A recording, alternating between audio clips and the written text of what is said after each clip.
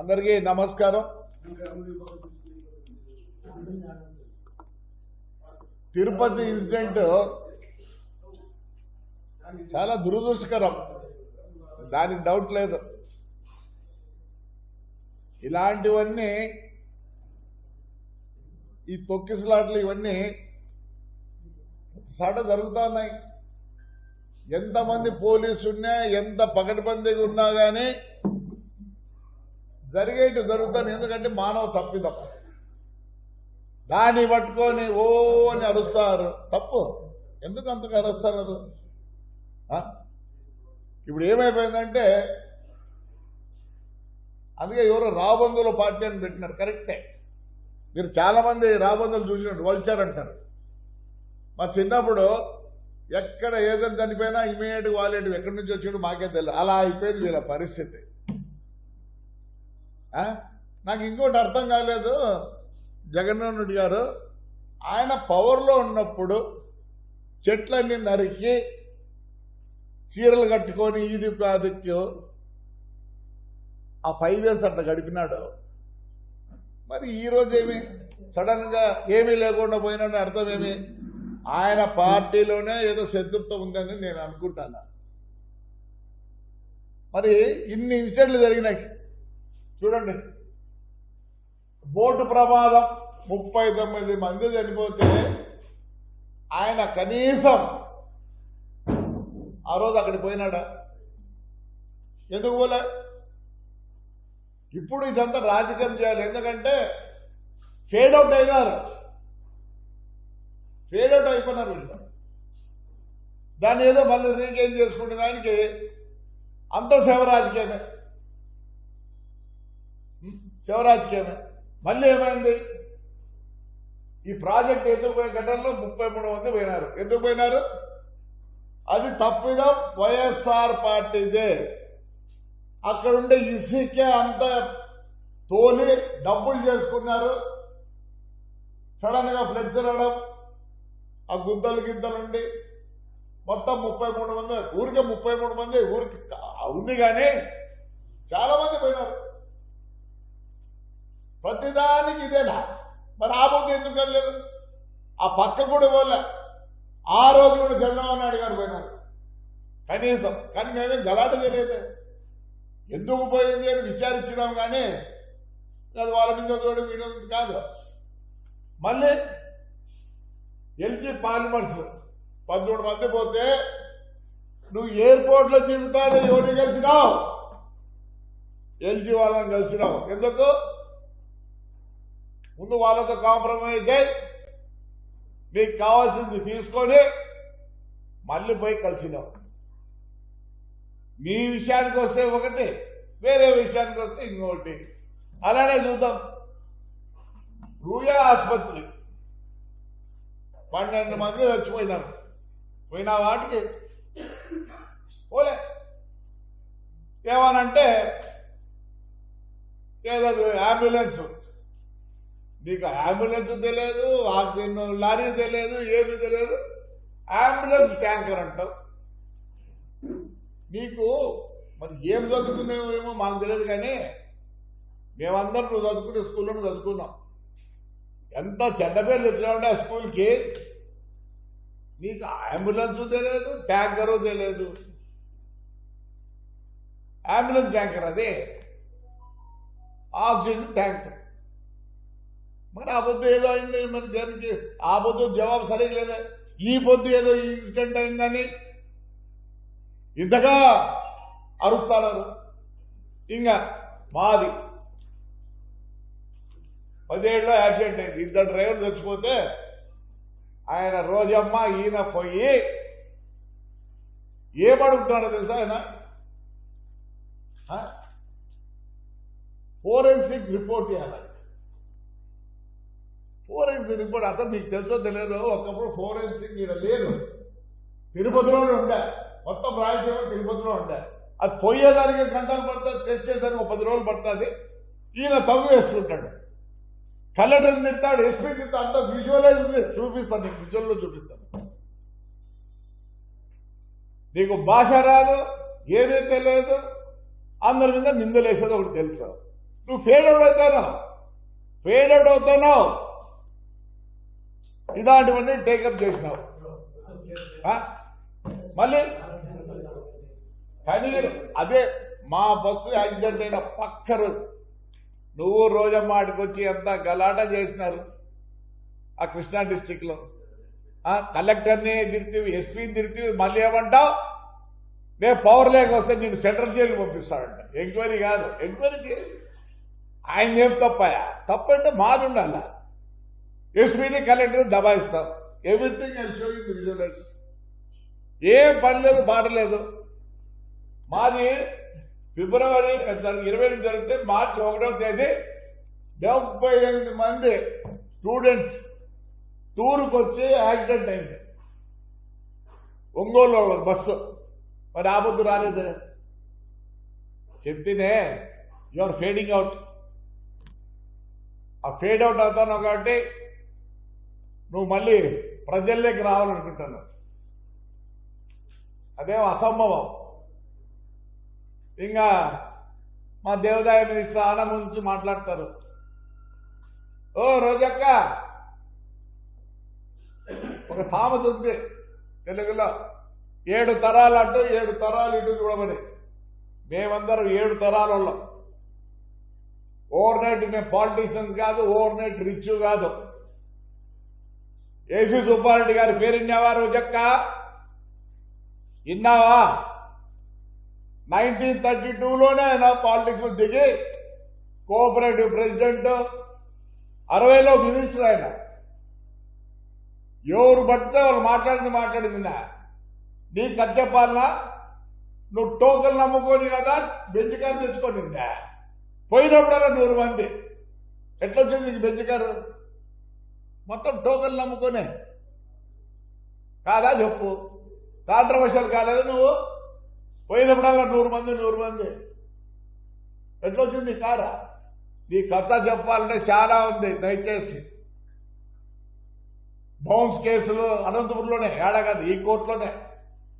ఎందుకు మానుకో? చంద్రబాబు నాయుడు పుణ్యాల నువ్వు రాజకీయంలోకి వచ్చినావు. నీ నోరు ఉందని ఇష్టం మాట్లాడతావా? తప్పంతా మాది, మా చంద్రబాబు నాయుడుది. ఏమన్నా గాలికి వదిలిపెట్టినారు వాళ్ళని. మేము 5 ఏళ్ళు ఎంత అవస్థపడ్డాం. ఈరోజు కార్యకర్తలు చాలా బాధపడుతున్నారు. డబ్బులు కావాలని కాదు, ఇంకోటి కాదు. ఏమీ లేకుండా జైళ్ళకు చూపించినారు. అందరినీ జైలుకి పెట్టినారు. భూములు ఆక్రమించినారు. చంద్రబాబు నాయుడు గారు దయచేసి నేను కోరుతాను, ఒక చూపు కార్యకర్తల మీద పెట్టండి. చాలా కష్టపడుతున్నారు. మీరు అభివృద్ధి అంటారు, మేమే వద్దలే. దాని గురించి ఆలోచించాల్సిన పనిలే. ప్రజలకు అందరికీ తెలుసు. కానీ ఆ కార్యకర్తల మీద కూడా దయచేసి పెట్టండి. ఎంత ఘోరంగా ఉందంటే వాళ్ళు మిమ్మల్ని డబ్బులు అడగడం లేదు, డబ్బులు చేసుకోవాలని లేదు, ఏమీ లేదు. 5 ఏళ్ళు కష్టపడ్డారు. కార్యకర్తల కోసం ఒకటి ఏదైనా పెట్టండి. వాళ్ళ కష్టాలు జైల్లోకి పోయి వచ్చి అన్నీ పోగొట్టుకొని అన్నీ ఉన్నారు. నేను రిక్వెస్ట్ చేస్తాను, మీ మంచితనం పనికిరాదేమో సార్, దయచేసి మళ్ళీ చెప్తాను. నేనేమనంటే మీకు అందరికి బాధ. నేను ఎందుకంటే డౌన్ టు అర్త్ లో ఉన్నా కాబట్టి రోజు ఏం జరుగుతుందో ఏమో చూస్తున్నాం. అసలు ఆ పోలీస్ ఎక్కడ పోయింది సార్? ఆ రోజు ఇట్లంటేనే గుడి పోవాలంటే కూడా హౌస్ అరెస్ట్లా, మున్సిపల్ ట్రాక్టర్ తీసుకోవాలంటే హౌస్ అరెస్ట్లా.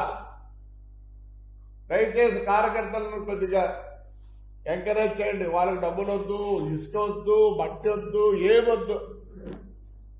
వాళ్ళు పడిన బాధలకి రోంత మనం చూపించాలి సార్.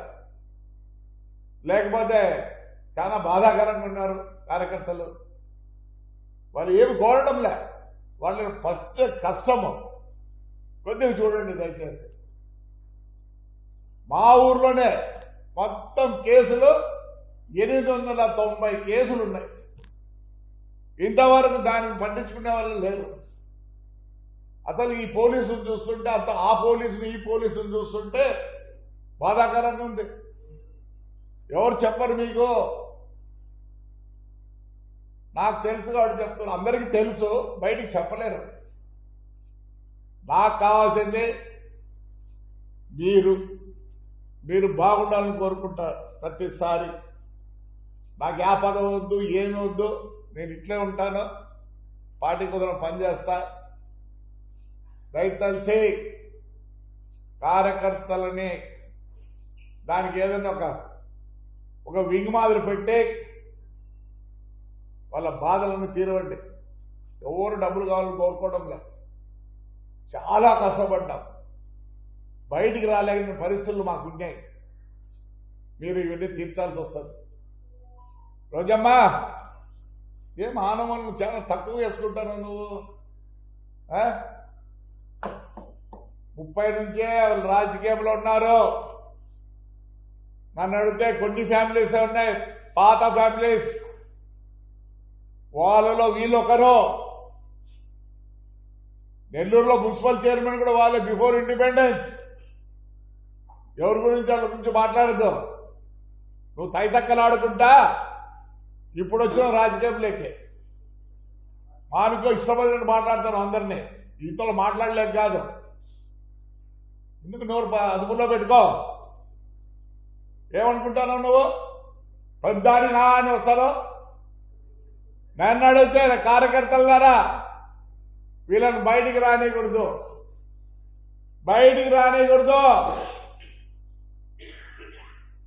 మీరు కూడా అందరూ ఏదో ఊరుకున్నారు. లేదు, మనం 5 ఏళ్ళకు కూడా మాట్లాడలేని పరిస్థితి, ఎలక్షన్లో నిలబడలేని పరిస్థితి. పెద్దోళ్ళు ఎట్లనే మనం కొద్దిగా విజ్జుపడాల్సిందే. అంటే అసలు అర్థం కాలే. అంతకుముందు ఎప్పుడు జగన్మోహన్ రెడ్డి బర్త్డే అట్లా జరగాలి. ఈసారి జరిగినాయి, ప్రతి పల్లెల్లో జరిగినాయి. ఆడిపోయింది పోలీసు. ఆ పొద్దు మేము చంద్రబాబు నాయుడికి దండ వేయాలంటే కూడా వేయలేని పరిస్థితి. లోకేష్ యాత్ర స్టార్ట్ చేసినప్పుడు ఎన్ని కష్టాలు పెట్టారో మర్చిపోయినారా? డీజేలు లేవు, మైకులు లేవు. ఇలాంటి పరిస్థితుల్లో మరి ఎందుకు ఇంత సున్నితంగా ఉన్నారో మాకు తెలియడంలే. ఎక్కడ ఏం జరిగిందో మాకు తెలియడంలే. చాలా బాధాకరంగా ఉంది. ఎందుకు మాట్లాడిస్తున్నారు వీళ్ళని? ఎందుకు మాట్లాడిస్తున్నారు? ఓ పని చేయండి, రోజమ్మా బెంచ్ కారు తెచ్చుకుంది, టోకెన్లు అమ్మే కావాలంటే ఎంక్వైరీ పెట్టండి, తెలుస్తుంది. ఎప్పుడు పోయినా 100 మంది ఏమో సొంతం అనుకుందేమో. ఈ పొద్దు ఏదో అరుస్తుంది. మళ్ళీ ఏదో చెప్తున్నారు మన ప్యాకెట్లు ఇచ్చిందానని. చనిపోయినప్పుడు మేము కూడా పోయి ప్యాకెట్లు ఇస్తారు, కానీ ఎప్పుడు గవర్నమెంట్ మీద అగ్నేసి చెప్పని కాదు, సానుభూతితో రేపు వాళ్ళ కష్టం ఉంటుందని చెప్పి ఇచ్చిన రోజులు ఉన్నాయి. కానీ చంద్రబాబు నాయుడు కానీ మేము కానీ మీ మాదిరిగా ఇచ్చి ఇష్టపడిన మాట్లాడిస్తారు. కష్టం ఉంటుంది, ఎవరికైనా కష్టం ఉంటుంది. చనిపోయినప్పుడు కష్టం ఉంటుంది, ఎందుకుంటుంది? బాధ ఎవరినో ఒకరి మీద నిందేస్తాంటాం. కానీ దీన్ని ఎంక్వైరీ చేస్తే మీకు తెలుస్తుంది. ముందు ఏం జరిగిందని ఊరికి ఎవరు మాట్లాడటంలా. ఎవరో ఒక స్పృహ వచ్చి చనిపోయింది. మరి ఆయమ్మ చేంజ్ చేసుకున్నారు, ఆ గేట్లు తీసినారు. గేట్లు తీస్తే ఏమైంది? అందరు దూరినారు. అంతేగాని దీన్ని ఎవరి మీద నింద మోపొద్దండి. ఏం చేస్తాడు ఆయన? చైర్మన్ గారు ఏం చేస్తారు? ఈఓ గారు ఏం చేస్తారు? చైర్మన్ ఎక్కడ ఉంటాడు? క్యూ లైన్ చూస్తుంటాడా? కాదు కదా. దానికి ఆ పోలీసు వాళ్ళు వీళ్ళు ఉంటారు. మరి అందుకే కదా తప్పు చేసిన వాళ్ళు సస్పెండ్ ఇవన్నీ చేసినారు, ఇమీడియట్ యాక్షన్ తీసుకున్నారు. రోజమ్మా తగ్గించుకో. ఇదేం డ్రామా కాదు, డ్రామా కంపెనీ కాదు, రాజకీయం. మీ నోరు వచ్చినట్లు అందరినీ అనర్థం. అంతకుముందు ఏడుతుంది మీ పెద్దిరెడ్డి అన్నారు నీకు అగ్నెస్ట్గా ఉన్నాడని. సార్ ఇంకా మానుకో దయచేసి. సార్ క్లిప్పింగ్ తీస్తాం, ఒకసారి క్లిప్పింగ్ చూడండి దయచేసి. పెట్టు.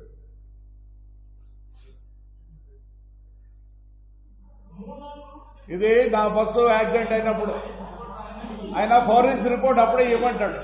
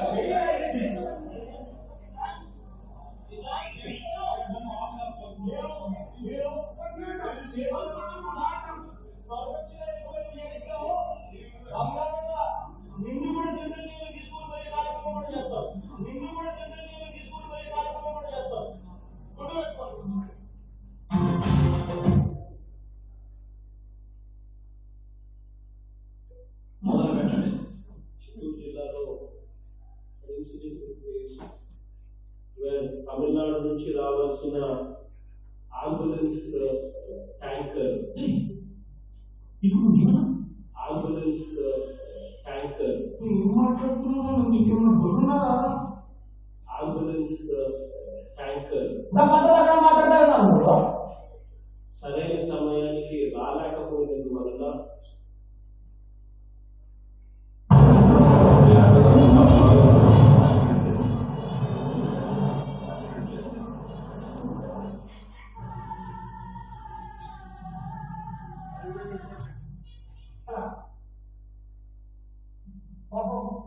టోల్ గేట్ దగ్గర టోల్ కట్టడం కోసం అని చెప్పి బైక్ దిగితే టోల్ కట్టడం కోసం అని చెప్పి బైక్ దిగితే టోల్ కట్టడం కోసం అని చెప్పి బైక్ దిగితే నలుగురు వచ్చి బైక్ పంచర్ చేసి ఆయన అక్కడ ఉండేట్టుగా చేసి ఆ పంచర్ రిపేర్ చేస్తాము అని చెప్పి పక్కన తీసుకెళ్ళి రేప్ చేసి కాల్చి ఆయన భాష చూడండి, ఆయనకి ఏమీ తెలియదు, ఎట్లా సీఎం అయినాడు మన దురదృష్టకరంగా. ఏమే మళ్ళీ ఇప్పుడు ప్రజల్లోకి రావాలనే ఉద్దేశంతో ఇవన్నీ చేస్తాడు ఆయన. నమ్మేవాళ్ళు ఎవరు లేరు. కానీ నేను కార్యకర్తలు చెప్తానా, మన పెద్దోళ్ళు వద్దంటారు. ఎందుకంటే ఆయన సున్నితమైన మనసు, మంచి ఇది. మనం ఇట్లా ఉండకూడదు. No question of YSR coming out from their houses. ఏవి కాదు, అంతకుముందు జైలు పోయినా మళ్ళీ ఇప్పుడు జైలు పోదాం. ఏంటి ఇలా భాష గీష ఇవన్నీ ప్రతి దానికి. అదే రాబందులు అంటారు. ఈనాడు రాబందులు కూడా లేవు దేశంలో, వీళ్ళే మనకు రాబందులు అయినారు. దయచేసి కార్యకర్తలారా ముందుకు రండి. అప్పుడు జైలు చూద్దాం. మళ్ళీ పార్టీ కోసం, చంద్రబాబు నాయుడు కోసం మళ్ళీ జైలు చూద్దాం మనం. రైట్ అమ్మా, థ్యాంక్ యూ.